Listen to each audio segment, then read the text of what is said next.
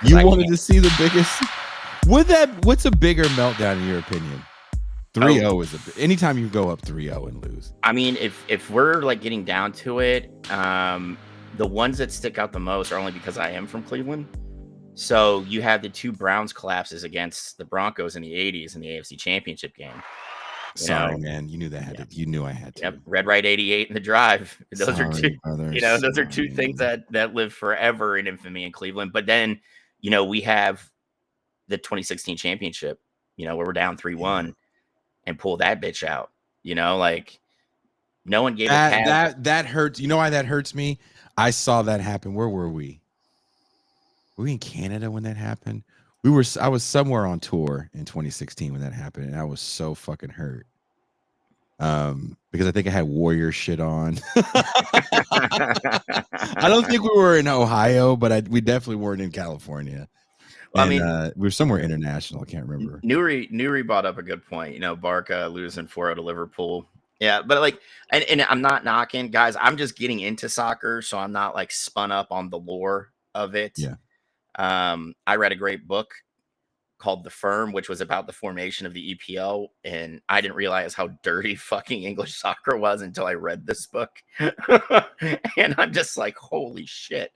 But I've refused to pick an EPL team. I have a Premier League team, but in Ireland, so I'm a big Bohemian FC fan. Did you meet Newry at the live show? Oh, I most certainly did. Most certainly did. Newry and the missus. Yeah, that's right, dude. Mrs. Newry's fucking rad as shit, man. Yeah, someone said the 04 Yankees. Does that go down in history? 04 Yankees? I mean, probably because that, like, we were in the midst, of that big Yankees run in the late 90s into the early aughts, It felt like it was never going to end. Dude, it didn't. And then they forgot how to draft players, which just really inhibited their ability to fucking do anything, really. But we have that the draft's on right now, and America collectively tore out their hair in rage when a Frenchman went number 1 overall again. But I mean, it's been overall, I have thought it was a great sports week until I heard all the whiny crybaby Lakers fans bemoaning the fact that the Celtics passed them up for the most titles. And then you have the JJ Redick hire, which I have a lot. I mean, Laker fans forget the 60s when the Celtics go on that like 11-year run. Yeah, and that's the thing. It started under Auerbach, and when he moved to the front office, you had the player coach with the mostest, the late great Bill Russell, who won so many rings. He had one for his big toe. I think him and Jerry West are still trying to, I think Jerry, come on, run it back. I think they're in heaven somewhere. Run it back if there's a magical heaven. Just punching each other like badly, like. Apparently people said, because Jerry West recently passed away, and people said he was real fucked up by those losses because they had such great teams. Because of those losses, kind of like the Browns. Yeah. Because of John Elway, and I'm not saying the Denver Broncos, because no one could name, unless you're of our age, can name any other players on that team because there's no other Hall of Famers on that team. Just Steve Atwater. Wasn't on that team. Oh, he wasn't on either of those teams? Wow. I thought Atwater 88, I think he came in. Oh, he came in 88. Okay. I thought he was there before that for some reason. Well, we could double check, but I don't believe Atwater's on that team. Was Gradishar still playing at that point? Hell no. Tom Jackson's on that team. Yeah. The only reason I know Gradishar is because one of the high schools I went to in Ohio, he went there. So his picture was like all over the fucking place. He was like the pride of Champion, Ohio. I think Randy Gradishar is up for the Hall of Fame this year as one of the older players. But for the longest time, Elway's like the only Bronco in the Hall of Fame until Terrell Davis. Yeah. So, and I don't mean to knock Terrell Davis. I always liked him, but I don't think he had a long enough career to really warrant being in the Hall of Fame. Especially when you look at like his prime years where he was just dominant, and then he had that horrible knee injury. Oh. And just the fact that he was able to get back on the field afterwards, was something else. But I mean, see, look, only a Bronco fan knows this, right? Like, Vance Johnson, Carl Meckler. That's your Bronco fan, so you have to know these people. Like I could have rattled off the whole fucking starting line on offense and defense that year, right? But the point is that those Bronco teams, sadly, make you forget the greatness of those Browns teams and how good Bernie Kosar was.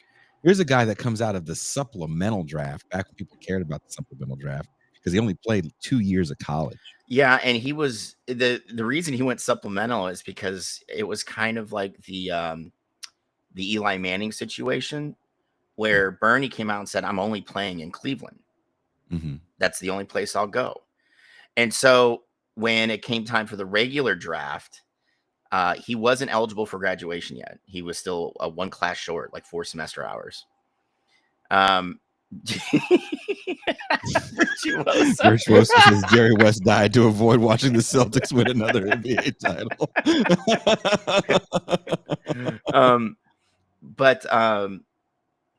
So he was able to graduate because he hadn't graduated at that point, he wasn't eligible, right? And he also came out and said, "I'm not going to play any place other than Cleveland," because he was from Youngstown, Ohio, right? So the Browns essentially backdoored a first-round pick, and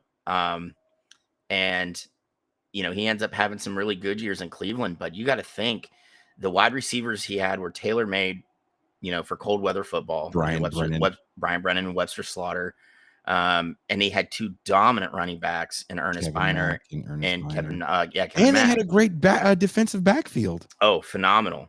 With Frank Minifield and something Dixon, right? I can't think of his name. Hanford Dixon. I mean, that Browns team offense at Chip Banks, that Browns team offense and defense was dominant. And had they not met, again, the greatest first round draft quarterback of all time, I'll be that specific about it, in John Elway. Yeah, and I think it's hard to argue that, argue the Browns go, and I think they beat the New York Giants. Oh yeah, they're equipped to handle that Giants team. Yeah, the Broncos were not. And that's the thing. Like the Broncos were just that speed bump that the Browns never could get over. And after the fumble, I think that broke the collective heart of Cleveland. And it kind of led to that malaise that sent in that led to them leaving. If you watch The Land, which was the ESPN documentary about Cleveland sports, Art Modell, whether you like him or not, had dumped tens of millions of dollars into Cleveland Stadium. And keep in mind, it was owned by the city. But like the concrete was cracking, the bathrooms were not working. And he's like, I can't have fans at the stadium if I don't fix it myself, right? And you got to think, this is at the tail end of all the heavy industry leaving Cleveland. The economy was just destroyed. But what Modell didn't do, and I'm not trying to defend what he did. I think it's bullshit that the NFL allowed him to move the Cleveland Browns. Yes. But what he never did was build rapport with the city of Cleveland. I mean, you got to think his first act as owner of the team was firing the guy the team's named after. Paul Brown. And then in the late 60s, he managed to piss off Jim Brown so much, he's like, fuck it, I retire. Like he just never managed to connect with the city the way that the other owners of the teams did. I would argue the only owner that was probably more hated than Modell was the guy who owned the Cavs in the early 80s. And he was so bad at trading first round picks for nothing, they named a rule after him. What's that? I can't remember the dude's fucking name, but it's against league rules now to trade 3 straight years of first round picks away. Right. And he did that. I think in a 6-year period, he traded away 4 first rounders. Stepien. Thank you, Dr. Claw. I appreciate you, man. The Stepien rule. And the thing is, it gutted the team, just gutted the team. So the NBA stepped in and was just like, dude, no, fuck this. We can't allow this to happen The anymore. Ted Stepien rule, the rule in honor of the worst NBA owner in the mid 80s, the NBA established the Ted Stepien rule, whose name was given due to the mismanagement of the owner of the Cavs at the time, Ted Stepien, who set a disastrous precedent in the league to such an extent that the commissioner had no choice but to act. Yep. So Wow. yeah, he was dog shit. And you got to keep in mind, we had some real winners that owned the Cleveland sports franchises for a long time. So it was, the sad thing is the Browns overcame just some bad drafting in the 70s and that Steelers juggernaut, in that time frame to really just become a powerhouse in the 80s that never could get past the Broncos, and that's the kicker is it's like, what would Cleveland sports look like, right? If some of the well-known teams will go like the 80s Browns, the mid 90s, now Guardians, what would happen if they actually won some titles, right? Because I think like Cleveland sports fans are just notoriously loyal, right? Like to the point where it's poor for their mental health. And and that's what kills me. Like Chicago fans are like, we had the Cubs. Okay, yeah, but you also had the Bulls and the fucking Bears. Like, shut up. Like until 2016 when the Cavs pulled it off, a Cleveland sports franchise hadn't won a title since 1948. Damn, I'm over here trying to think. Yeah, Jesus. Mm-hmm. I mean, but that's my point about the Bill Russell Celtics and what it did to that Lakers team, because when we think about the greatness of that era, you immediately go to those Celtics teams, especially if you want to talk about rings make one great. And there's young kids that do this stupid thing where they're like, oh, Bill Russell was playing against plumbers and see, and this is what pisses me off about that. The league now has 29 teams. Yeah. Right. And granted, we're drafting from across the planet now. Yes. But talent is thinned out. Right. Mm-hmm. You had 10 teams in that NBA. 10.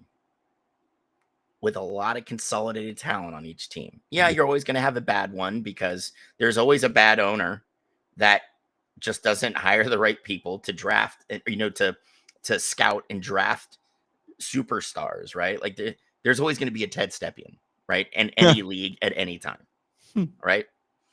You're not going to get away from that, And when people throw out that argument, well, he's playing against plumbers. Yeah, it's because they got paid so shitty that they had to go get a regular. They had to have other jobs. Yeah, they don't understand. Look, I don't even want to get into that with these kids. Like, oh, Jordan isn't the greatest because they played this kind of defense back. And it's like, look, dude, if you're dominating the best talent at the time, you really think you throw Michael Jordan this era with the same physical abilities he has at the peak of his career, he just doesn't understand what basketball looks like anymore because assholes are shooting threes. Get the fuck out of here. Yeah. You think he won't adapt to the current game? People have to stop. Yeah, and it's just like when people say, well, if LeBron played in the 80s, he'd get killed. No, he wouldn't. No, he wouldn't. 6'8", 260 He's a pounds. monster. He's a monster. Yeah.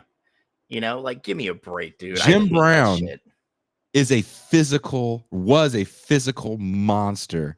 What was he, 216 in the 50s at running back? Yeah. They're 216. They're less than that now. They're talking about, oh, he's 205. He's a bruiser. Jim Brown was what, 6'2"? Yeah. I mean, and the thing is that man was ripped in a time when the running backs weren't ripped. They weren't using steroids to the level that people are using steroids. Now we didn't have training to the level of training. Now you still have guys smoking on the sidelines. You put that man in today's game. Yeah.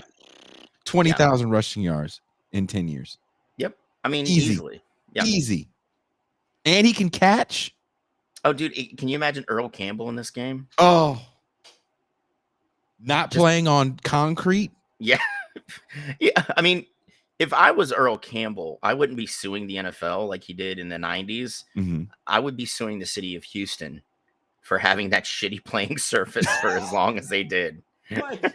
when I hear some of these arguments, I'm like, I get it. Maybe Fran Tarkenton isn't going to be the greatest quarterback of all time if you throw him in today's game.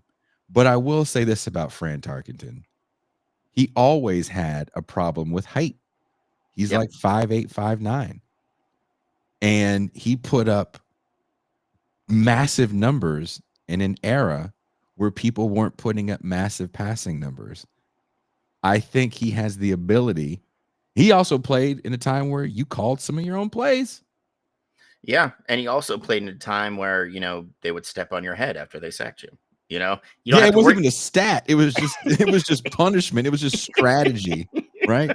Make sure you just take his nuts and twist them. Get up in there. So, like, to think that these people, like, I have a hard time with that. And I hear a lot of these arguments, like, people, Joe Montana is the greatest. It's like, yeah, Joe Montana played in an era where no one could figure out the West Coast offense for a while, and then they did. Yeah, I mean, and that's the thing. It may take defenses a while, but they figure it out because there's smart defensive coaches out there. And it's just like when the spread finally got from college into the pros. You saw this explosion of passing. Defenses couldn't figure it out, and now what do? Just trot out fucking 3 corners every play, which is still a new thing, to the point where, as the lineups come out, it's still the old way. Like, we're going to show you the X and Y receivers, the 2 corners, and no one's going out with just 2 receivers in the opening packages. There's always 3 receivers, sometimes 3 tight ends. Like, the game changes, but I think there are players, when you're great, you're just great. You can tell me Randy Moss couldn't play in the 70s? Oh, dude, and that's the thing. Like, a guy like Moss, he would have been perfect, like, on a Dan Fouts team. Right? Ooh, with Wes Chandler, Charlie Joyner, and Randy Moss. Dan Fouts is throwing for 4,000 yards a season when 3,600 yards a season is a phenomenal year. Yeah. And Dan Fouts is hitting 4,400. Yeah, and you got to think Kellen Winslow's a tight end too. It's not fair. Yeah. The Chargers, that's what I was going to bring up too. The Chargers and the Bengals. There's a Bengals fan in the chat. Shout out to the Bengals fan. Those 70s and 80s teams, I feel so bad for Ken Anderson. I think Ken Anderson was a great quarterback for that era. I think he would be probably do the same thing if he played now. It's just like you said, there were just some teams that those teams faced. Yeah, they were the kryptonite, right? And let's face it, like, that was a thing. The Broncos were in those 80s Broncos teams were powerhouses in their own right. Very well put together teams. And then you had a guy like Elway who can make something out of nothing almost every play, right? The thing is, the Broncos were not built to survive the West Coast buzzsaws from the NFC.